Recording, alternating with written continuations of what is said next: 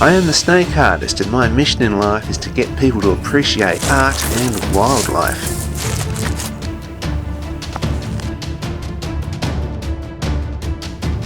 Just caught this tiger snake up in somebody's bedroom. It was a country place and it got into their bedroom. I had to sort of fish around until I found it. And there's a tiger snake. I'll release it in this area here and take a quick sketch of it at the same time. A bit cranky.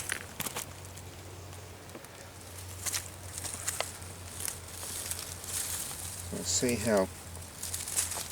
Oh look, he's going to move real quick, I reckon.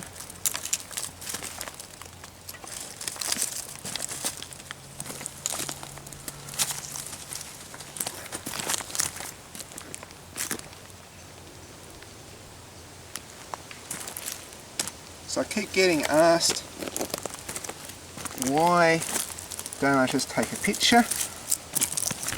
There's 5 reasons why I don't just take a photograph.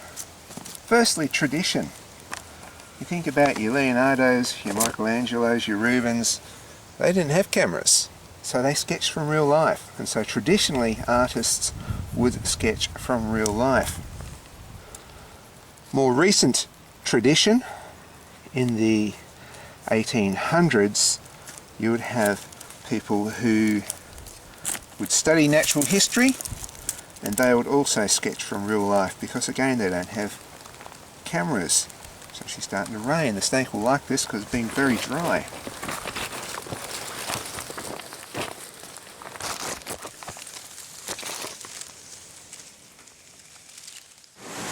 Reason number 2 why I don't draw from photographs, why I draw from real life, it's called spatial cognition.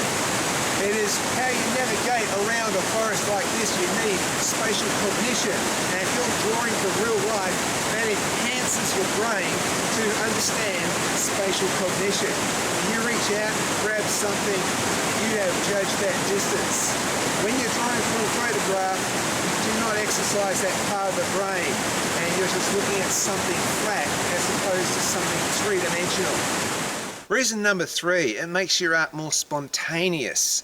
If you have to draw something from real life, you haven't got a photograph, you have to draw it there and then, especially outdoors. The light's going to change, you haven't got all day to do it, you have to move fast. That gives you more free-flowing lines, it looks more like there's life in your drawing. It's a much better drawing from real life.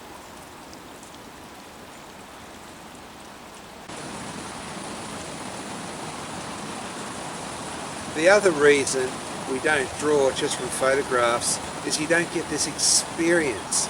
If you draw in an environment like this, you remember the experience, you feel it, you can smell it, you can hear it. All these things that you can't get from a photograph just by actually being here.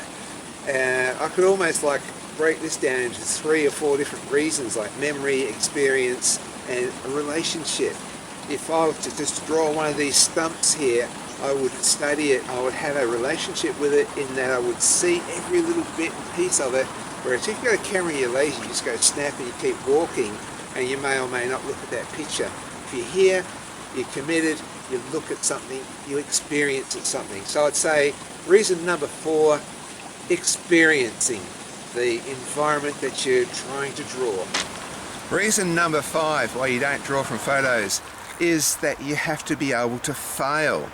When I'm sketching flat out, I often fail. It's just, it's a recipe for disaster. You're speeding, you're rushing, the thing's moving, you're going to fail all the time. Why is failing good? You can't grow, you can't learn, you can't progress forward unless you fail. It's just one of those things where if you get a photograph, you can copy it every time. You're never going to grow. You have to be able to fail. So fail is number 5 in reasons why you don't draw from photos. Having said that, next video is probably going to be on how photos are handy. We'll see you next time. Ah, you got me.